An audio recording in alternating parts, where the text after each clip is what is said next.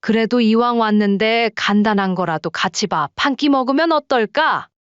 어머님, 저 요리하는 여자 아니에요. 결혼 전에 태연 씨한테도 그랬어요. 절대 저를 요리하는 여자 만들지 말라고. 그리고 그렇게 드시고 싶으시면 나가서 사드시고 오세요. 기다릴게요. 오래 안 걸리시잖아요? 아니, 전업주부가 요리도 안 하고 청소도 안 하면 대체 무슨 일을 하는 거니?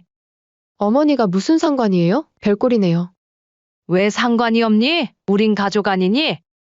죄송하지만 저한테 가족은 우리 엄마 아빠랑 태연 씨밖에 없네요. 그래? 정말 그렇게 생각한다는 거지? 그렇다면 나도 똑같이 대해줄게. 네, 그러시던가요? 솔직히 말해서 요즘 어느 며느리가 시어머니를 가족으로 생각해요? 막말로 다들 불편한데 아양 떨고 사는 거죠. 저는요, 그런 아양 못 떨어요. 너무 기대하지 마세요. 그래, 그럼 나도 너네한테 준 집 도로 가져가야겠구나. 나는 가족한테 줬다고 생각했는데 내 착각이었던 모양이다. 이번 사연의 주인공은 73세 정옥자 씨입니다. 평생을 혼자 두 아들을 키우며 살아온 강인한 어머니셨죠. 남편이 일찍 세상을 떠난 후 정옥자 씨는 단 한 번도 자신의 행복을 먼저 생각해 본 적이 없었습니다. 오직 두 아들 태연이와 태호를 위해 삶을 바쳤던 분이었죠. 태연아, 이번에도 1등이네. 우리 아들 정말 자랑스럽다. 큰아들 태연은 어릴 적부터 공부도 잘하고 효심도 깊었습니다. 대학교 입학할 때도 어머니 손을 꼭 잡고 이렇게 말했었죠. 엄마, 내가 꼭 성공해서 효도할게요. 평생 고생만 하신 우리 엄마, 이제는 편하게 해드릴게요. 그 말을 들을 때마다 정옥자 씨의 눈시울은 뜨거워졌습니다. 고된 삶 속에서도 희망의 끈을 놓지 않게 해준 말이었으니까요. 둘째 아들 태호는 형과는 달리 과묵했지만 속이 깊은 아이였습니다. 말은 많지 않았지만 항상 어머니 곁을 지켜주는 듬직한 아들이었죠. 엄마, 오늘은 제가 설거지 할게요. 고생만 하는 우리 엄마, 손 트실라? 그렇게 세월이 흘러 두 아들은 장성했고 각자의 짝을 만나 결혼했습니다. 큰아들 태현은 윤지혜라는 여성과 둘째 태호는 김아윤이라는 여성과 가정을 꾸렸죠. 두 아들이 결혼을 하고 정옥자 씨는 두 며느리의 손을 잡고 이렇게 말했었습니다. 이제 우리 가족이 되었구나. 서로 의지하며 잘 살자. 그때만 해도 정옥자 씨는 몰랐습니다. 새로운 가족의 탄생이 아니라 오랜 가족의 균열이 시작될 줄은요. 어느 날 결혼한 지 얼마 안 된 큰아들 태연이 어머니를 찾아왔습니다. 머뭇거리며 조심스럽게 말을 꺼냈죠. 엄마, 요즘 전세도 너무 비싸고 월세도 부담돼서요. 지혜가 힘들어해요. 혹시 신혼집 좀 도와줄 수 있을까요? 정옥자 씨는 순간 망설였습니다. 노후를 위해 모아둔 돈이었지만 아들의 행복을 위해서라면 무엇이든 할 수 있었죠. 결국 그녀는 노후 자금 일부를 꺼내 신혼집을 사주게 되었습니다. 아들이 행복하면 그만이지 하는 생각뿐이었죠. 며느리 윤지혜는 전업주부였습니다. 직장을 다니지 않는다고 들었고 집안일에 집중하고 있다는 말만 들었습니다. 하지만 신혼집에서의 첫 방문 이후 그녀는 느꼈습니다. 분명히 뭔가 다르다는 걸요. 정해진 약속날 찾아간 정옥자 씨에게 지혜는 문을 열자마자 인사도 없이 이렇게 말했습니다. 어머님, 오늘 집이 좀 어수선해서요. 앉으실 때가 좀 그렇네요. 거실엔 빨래가 널려 있었고 싱크대엔 설거지가 쌓여 있었지만 정옥자 씨는 일부러 시선을 피했습니다. 괜히 며느리가 불편해할까 봐요. 잠시 어색한 대화를 나누던 중 지혜는 커피를 홀짝이며 무심하게 내뱉었습니다. 어머니 오늘 언제 가실 건가요? 왜 그러니? 온 지 얼마나 됐다고? 솔직히 어머님, 요즘 누가 시어머니랑 가깝게 지내요? 시어머니 좋아하는 며느리도 있긴 한가요? 다 그냥 마지못해서 챙기는 거죠. 정옥자 씨의 가슴이 철렁 내려앉는 순간이었습니다. 저는 그런 거 안 해요. 솔직한 게 낫잖아요? 저한테 너무 기대하시면 실망하실 거예요. 그 말에 정옥자 씨는 숨이 턱 막히는 기분이었습니다. 이게 요즘 며느리들의 솔직함인가 싶었지만 정색도 못하고 그저 고개만 끄덕였죠. 지혜가 좀 직설적인 스타일이야. 태연이 머쓱한 얼굴로 말하며 분위기를 얼버무렸지만 정옥자 씨의 마음속에는 설명되지 않는 상처가 차곡차곡 쌓이기 시작했습니다. 집으로 돌아오는 버스 안에서 정옥자 씨는 창밖을 바라보며 생각했습니다. 내가 뭘 잘못했을까? 지혜에게 더 잘해줘야 하나? 내가 불편한 시어머니는 아닐까?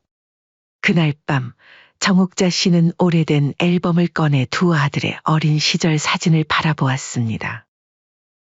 태연이가 처음 학교에 가던 날, 태호가 자전거를 처음 탔던 날. 그 순간들이 눈앞에 아른거렸죠. 하지만 정옥자 씨는 다시 마음을 다잡았습니다. 아니야, 시간이 필요한 거야. 요즘 애들이 워낙 개인주의라잖아? 지혜도 곧 적응하지 않을까? 그렇게 달력이 몇 장 넘어갔습니다. 명절에도 생일에도 태연이 부부는 얼굴을 비추지 않았죠. 대신 문자 한 통으로 대신했습니다. 엄마, 이번엔 장모님 댁에만 가기로 했어요. 다음에 찾아뵐게요. 그 다음이라는 말이 얼마나 공허한지 정옥자 씨는 점점 깨닫기 시작했습니다. 반면 작은 아들 태호와 작은 며느리 하유는 자주는 아니어도 꾸준히 찾아왔습니다. 명절이면 음식을 함께 준비하고 생일이면 작은 케이크라도 들고 와서 축하해 주었죠. 어머니, 저희가 해드릴 게 뭐 있을까요? 집안일 도와드릴까요?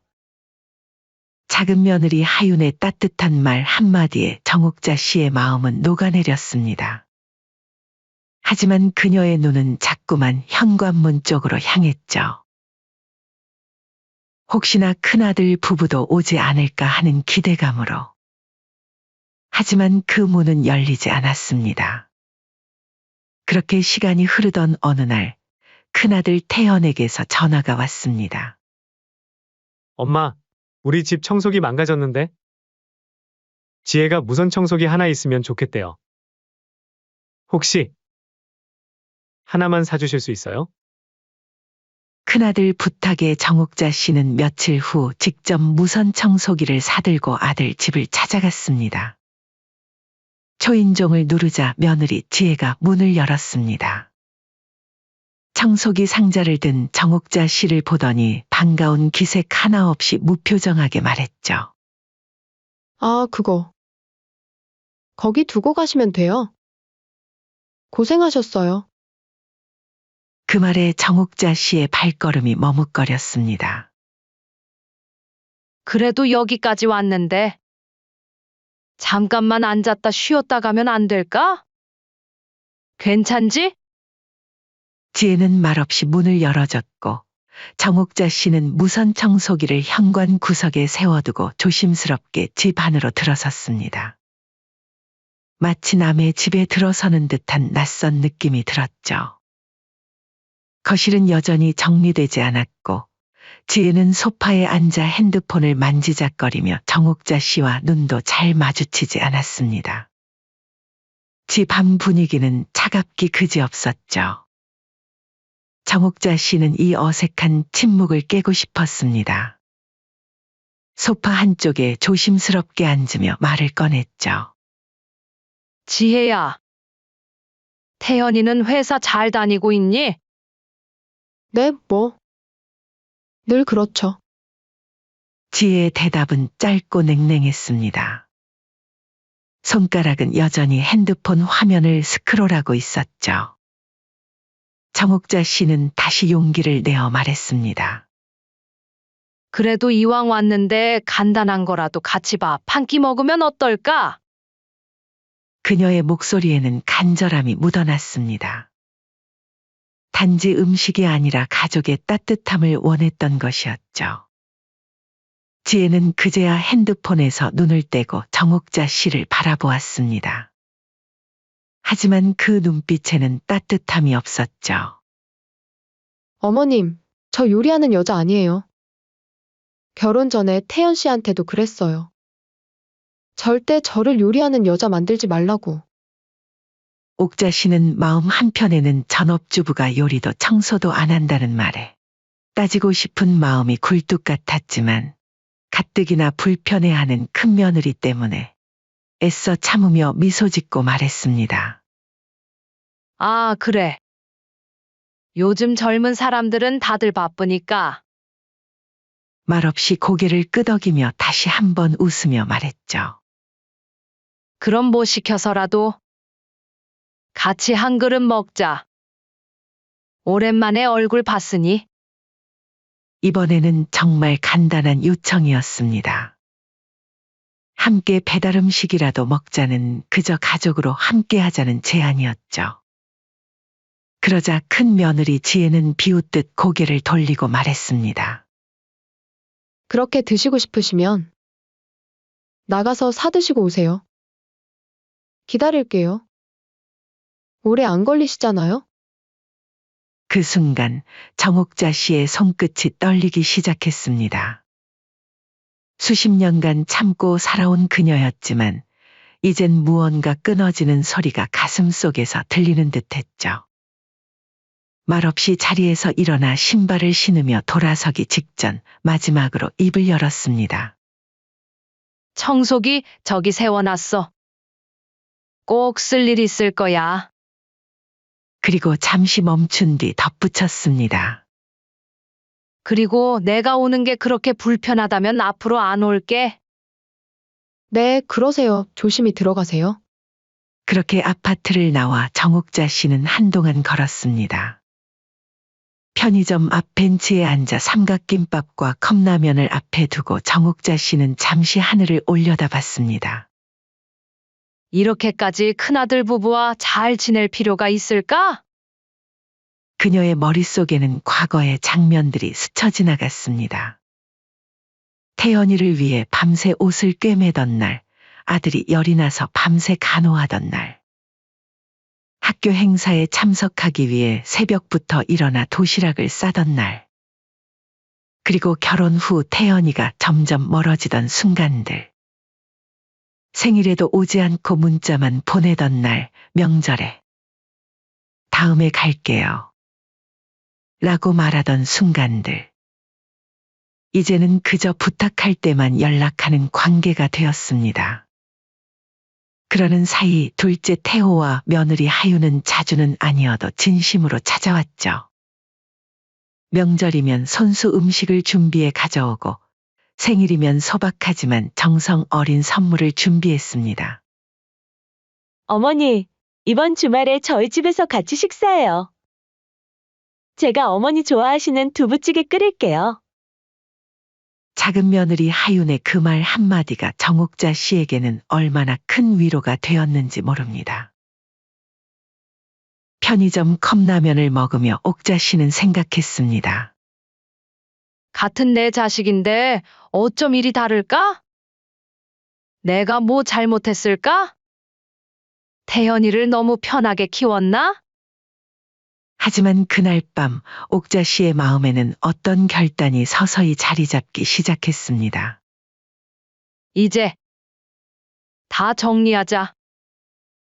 다음 날 아침 옥자 씨는 단 하루도 더 고민하지 않았습니다. 그녀의 마음은 이미 단단히 굳어 있었죠. 옥자 씨는 조용히 자신의 통장과 부동산 서류를 꺼냈습니다. 아직 자신 명의로 남아있던 작은 아파트 한 채와 예금 수억 원. 평생을 절약하며 모아온 그녀의 전 재산이었습니다. 전화기를 들어 작은 아들 태호에게 전화를 걸었습니다. 태호야, 엄마가 좀 할 말이 있는데 시간 좀 되니? 하윤이도 같이 오렴. 전화를 받은 태호는 걱정스러운 목소리로 물었습니다. 엄마, 무슨 일 있으세요? 어디 아프신 거 아니죠? 아니, 그런 건 아니고. 그냥 얼굴 보고 싶어서. 1시간 후 작은 아들 태호와 작은 며느리 하윤이 옥자 씨의 집에 도착했습니다. 두 사람의 얼굴에는 걱정이 가득했죠. 엄마, 갑자기 부르셔서 걱정했어요. 정말 괜찮으세요? 옥자 씨는 큰아들 부부를 바라보며 오랜만에 진심 어린 미소를 지었습니다. 엄마가 결정 하나 하려고 해. 이제 내 남은 인생은 나랑 진짜 가족이랑 보내야겠단다. 태호 부부는 어리둥절한 표정으로 서로를 바라보았습니다. 무슨 말씀인지 이해하지 못한 듯했죠. 옥자 씨는 천천히 서류 봉투를 꺼내 테이블 위에 올려놓았습니다. 이건 엄마 아파트 등기부등본이고 이건 엄마 통장이야. 엄마, 이게 다 무슨... 태호야, 엄마가 결정했어. 이 모든 걸 너희에게 주기로. 태호의 눈이 커졌습니다. 작은 며느리도 놀란 표정으로 입을 벌렸죠. 들어봐, 태호야. 엄마가 어제 깨달았어. 가족이란 건 그저 피로 이어진 사람들이 아니라 진심으로 서로를 챙기는 사람들이라는 걸. 옥자 씨의 눈에는 결연한 빛이 어렸습니다. 더 이상의 망설임은 없었죠. 엄마가 아플 때, 힘들 때 곁에 있어준 너희들이 진짜 내 가족이야. 엄마의 남은 인생 그런 사람들과 함께 하고 싶어. 하윤의 눈시울이 붉어졌습니다. 태호도 말을 잇지 못했죠. 어머니, 저희가 뭘 그렇게 했다고. 옥자 씨는 작은 며느리 하윤의 손을 꼭 잡았습니다. 그냥 사람답게 대해준 거야.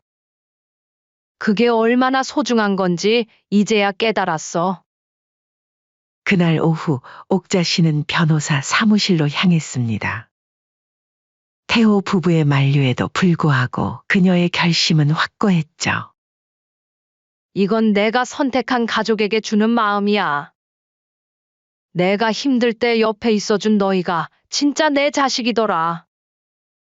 변호사 앞에서 서류에 도장을 찍는 순간 옥자 씨의 얼굴에는 오랜만에 평온함이 깃들었습니다. 마치 무거운 짐을 내려놓은 듯한 해방감이었죠. 태호는 여전히 어쩔 줄 몰라 했지만 옥자 씨는 확신에 찬 목소리로 말했습니다. 걱정 마, 이게 내 마음이야. 엄마는 이제 후회 없어. 그렇게 며칠이 지났습니다. 옥자 씨의 재산 증여 소식은 예상보다 빠르게 큰아들 태연 부부의 귀에 들어갔죠. 동네 부동산 중개사가 큰아들 태연에게 전화를 걸었던 겁니다. 태연 씨, 어머님이 아파트를 동생 명의로 바꾸셨다던데. 모르셨어요? 그 말을 들은 큰아들 태연의 얼굴이 하얗게 변했습니다. 바로 아내 지혜에게 전화를 걸었죠. 지혜야, 큰일 났어. 엄마가 재산을 전부 동생한테 넘겼대. 지혜의 비명소리가 전화기 너머로 들려왔습니다. 뭐라고? 어떻게 그럴 수가 있어? 우리 명의로 바꿔달라고 해도 그렇게 안 해주시더니. 이렇게 뒤통수를 치신다고. 당장 가봐야겠어. 그날 저녁 옥자 씨가 집에서 텔레비전을 보고 있을 때였습니다. 갑자기 현관 벨이 요란하게 울렸죠. 초인종 소리가 아니라 마치 누군가 문을 두드리는 것 같았습니다. 엄마! 지금 당장 나와보세요. 옥자 씨는 천천히 일어나 현관문을 열었습니다. 얼굴이 붉게 상기된 큰아들 태현과 그 뒤에서 팔짱을 낀 채 서 있는 큰며느리가 보였죠. 엄마, 그게 사실이에요. 동생한테 집 주시고 돈 다 넘기셨다는 게? 태현의 목소리는 떨리고 있었습니다. 그의 눈에는 당황과 배신감이 가득했죠. 옥자 씨는 조용히 찻잔을 내려놓고 말했습니다. 그래, 사실이야. 내 인생도 이제 정리할 때가 됐지. 그녀의 목소리는 놀라울 정도로 차분했습니다. 이미 단단히 마음을 먹은 듯했죠. 큰며느리 지혜는 목소리를 높였습니다. 그럼 저희는 뭐예요? 가족도 아닌가요? 옥자 씨는 그제야 차가운 눈빛으로 지혜를 바라보며 말했습니다. 가족? 그래, 가족이란 말 한 번 잘했구나. 그 말에 지혜가 움찔했습니다. 옥자 씨의 목소리에서는 평소와 다른 냉랭함이 느껴졌죠. 나도 너네들이 이제는 불편하구나. 너가 솔직한 게 낫다고 하지 않았니? 그렇다면 나도 솔직히 말하마. 나는 너네들이 더 이상 내 자식이라고 느껴지지 않는구나. 너네들도 그렇다면서? 큰며느리 지혜가 버럭 소리쳤습니다. 어머님, 저희가 자주 못 찾아뵀다고 이러시는 거예요? 가족끼리 이건 아니죠. 형평성에 어긋나요. 그 말에 옥자 씨는 입꼬리를 올렸습니다. 그녀의 얼굴에는 이제 더 이상 참지 않겠다는 결연함이 서려 있었죠. 형평성? 정말 형평성을 따질 거면 더욱더 너네한테는 못 주겠구나. 오히려 나를 더 가족처럼 대해주는 작은 아들 부부에게 줘야 형평성에 맞는 거지. 옥자 씨는 한 걸음 더 다가섰습니다. 그녀의 눈빛이 날카로워졌죠. 너넨 나를 부모처럼 생각도 안 하지 않았니? 그때 너 뭐라 했니? 청소기 사들고 갔을 때. 거기 두고 가세요. 나가서 밥 사드시고 오세요. 세상에 어떤 자식이 부모한테 그렇게 말하디? 지혜는 할 말을 잃은 듯 눈을 피했고 태현도 아무 말 없이 고개를 숙였습니다. 갑자기 거실에 무거운 침묵이 내려앉았죠. 나 그동안 노력 많이 했다. 그래도 내 가족이니까 내가 양보해야지 하면서. 그런데 너네들은 아무래도 나를 가족이라 생각하지 않는 모양이구나. 그저 돈이지? 나는 그런 자식 필요 없다. 옥자 씨의 목소리가 미세하게 떨렸습니다. 수십 년간 참아온 서러움이 그 떨림 속에 담겨 있었죠. 그 말에 큰며느리는 갑자기 무릎을 꿇었습니다. 그녀의 눈에는 눈물이 고여 있었죠. 어머니, 진심 아니었어요. 다시는 안 그럴게요. 그러나 옥자 씨는 냉정했습니다. 그녀의 눈에는 더 이상 미련이 보이지 않았죠. 솔직히 불편하다면서? 나를 불편한 사람으로 생각하는 사람은 나도 불편하구나. 이번에는 큰아들이 애원하듯 말했습니다. 엄마, 제발요. 저희도 반성하고 있어요.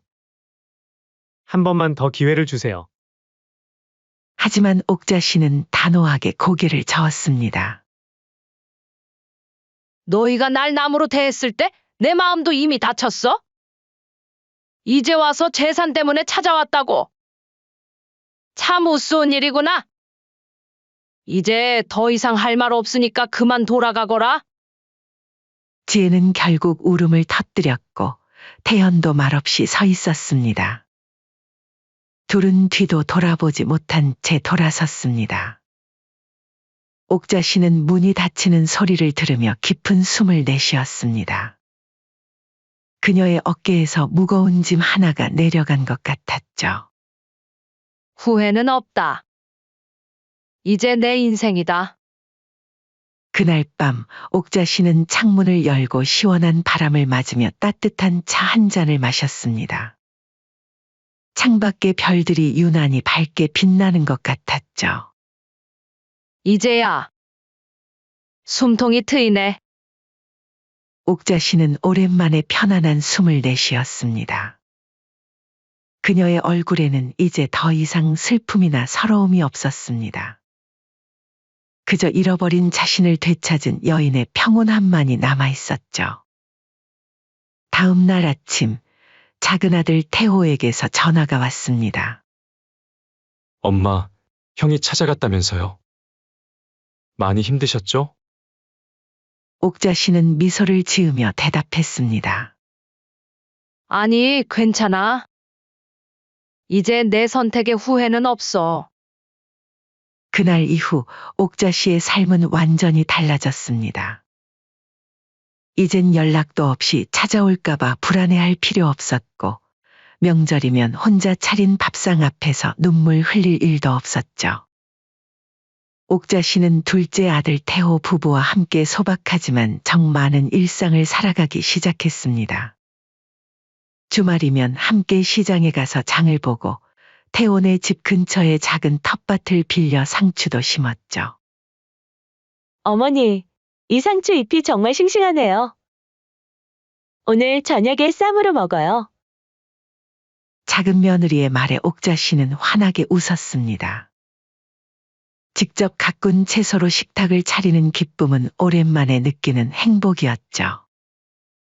우리 하윤이 솜씨가 좋아서 그런가? 이 상추가 유난히 맛있구나.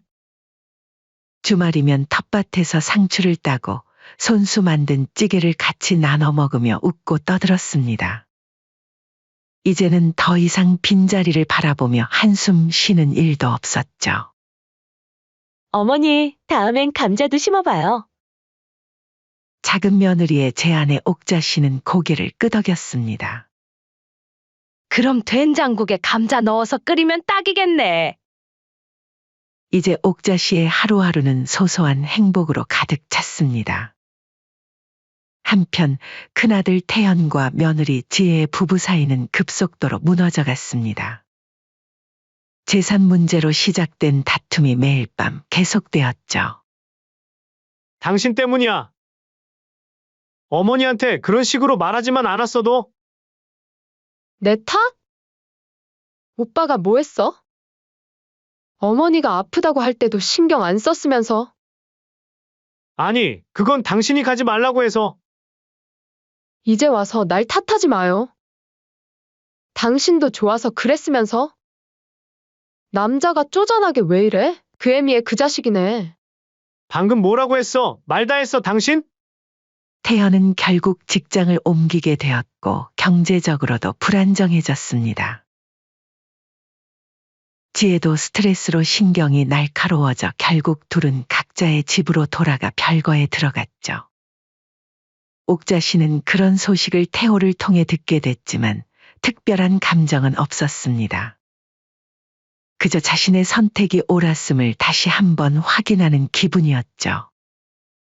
그러던 어느 날 오후 옥자 씨가 작은 며느리 하윤과 함께 시장을 다녀오던 길. 집 앞에 깡마른 얼굴에 지혜가 서 있었습니다. 어머님, 잠깐만 시간 좀 내주실 수 있으세요? 옥자 씨는 놀라지도 않고 담담하게 물었습니다. 왜 왔니? 어머님, 그때 제가 많이 부족했어요. 다시는 그런 말, 그런 행동 안 할게요. 제가 미쳤었어요. 지혜의 목소리는 떨리고 있었습니다. 그녀의 눈에는 진심 어린 후회가 담겨 있었죠. 하지만 옥자 씨의 마음은 이미 단단히 닫혀 있었습니다. 옥자 씨는 그녀의 눈을 조용히 바라보며 대답했습니다. 지금의 난 그땐 없던 걸 알게 됐어. 내가 아플 때 곁에 있어준 사람만이 내 가족이더라. 미안하지만 이제 넌 내 울타리에 없단다.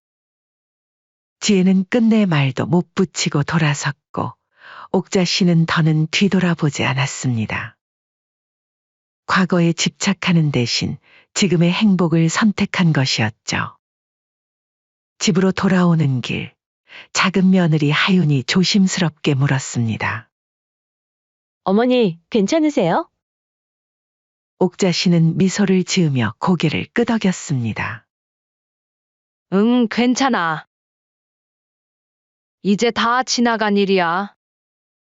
그날 저녁 태호 가족과 함께 차린 저녁상 위에는 옥자 씨의 웃음소리가 가득했습니다. 하윤이 정성껏 준비한 된장찌개 향기가 집안을 가득 채웠죠. 어머니, 이거 제가 된장 풀고 감자 넣어서 끓인 거예요. 작은 며느리가 부끄러운 듯 말했습니다. 그날 감자 이야기 하신 거 기억나서요. 옥자 씨는 깊은 감동을 느꼈습니다. 단지 감자를 넣은 된장국이 아니라 자신의 작은 말 한마디를 기억해준 며느리의 마음이 느껴졌으니까요. 어머, 우리 며느리 솜씨 늘었네. 아주 구수하구나. 식사를 마치고 차를 마시던 중 태호가 조심스럽게 제안했습니다. 엄마, 이번 가을엔 우리 같이 제주도라도 다녀올까요? 한라산도 가보고 바닷바람도 쐬고요. 옥자 씨는 잠시 생각에 잠겼습니다. 평생 한 번도 제대로 된 여행을 다녀본 적이 없었죠. 항상 자식들을 위해 자신의 삶은 뒤로 미뤄왔으니까요. 그래. 좋은 생각이구나. 옥자 씨는 조용히 고개를 끄덕이며 따뜻한 찌개 국물을 한 숟갈 떴습니다. 그 맛은 단순한 음식 맛이 아니라 진심 어린 가족의 사랑 맛이었죠. 그래. 이젠 누구도 날 기다리게 하지 않고 나도 누구를 기다릴 필요 없는 삶이 됐네. 창밖엔 조용한 바람이 불고 그녀의 마음속에도 드디어 쓸쓸함 대신 햇살 같은 온기가 자리 잡았습니다. 태호가 옥자 씨의 손을 잡았습니다. 엄마, 앞으로 더 행복하게 살아요. 저희가 있잖아요. 옥자 씨는 아들과 며느리를 바라보며 미소 지었습니다. 이제야 그녀는 진정한 가족의 의미를 알게 되었습니다. 그것은 단순히 피로 이어진 관계가 아니라 서로의 마음을 이해하고 존중하는 관계였죠. 그리고 그런 가족이 이제 그녀 곁에 있었습니다. 그래. 남은 인생 우리 함께 행복하게 살자. 옥자 씨의 얼굴에 환한 미소가 번졌습니다.